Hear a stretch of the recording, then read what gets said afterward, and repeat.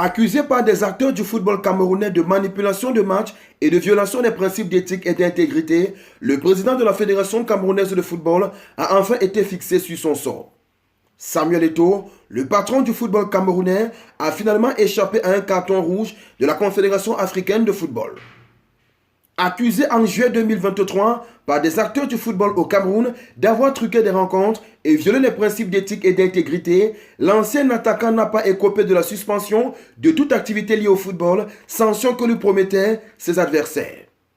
Après son audition le 25 juin 2024, au siège de la Confédération africaine de football hockey en Égypte et la délibération minutieuse, la commission disciplinaire de l'instance a conclu qu'en l'état, il n'y avait pas suffisamment de preuves pour déclarer M. Samuel Eto'o fils et M. Valentin Cohen coupables de manipulation de match.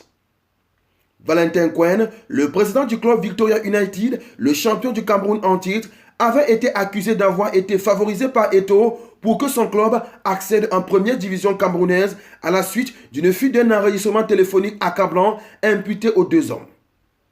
Alors qu'il risquait aussi une lourde sanction, le célèbre président s'en sort très bien, même si ses détracteurs ne devraient pas en rester là et pourraient se tourner vers d'autres instances. En revanche, son co-accusé Samuel Eto'o n'échappe pas à la sanction dans le second volet de l'affaire.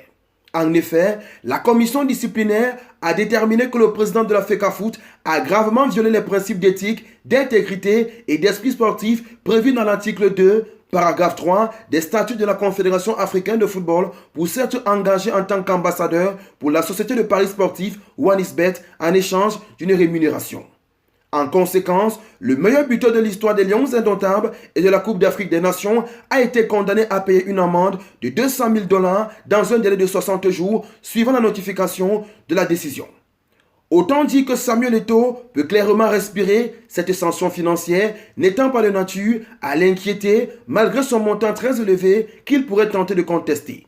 En effet, la décision peut être attaquée devant le jury d'appel de la Confédération africaine de football conformément aux dispositions des articles 54, 55, 56 et 58 du Code disciplinaire de l'instance. On n'oublie pas la devise, likez, commentez, partagez et abonnez-vous pour les nouveaux.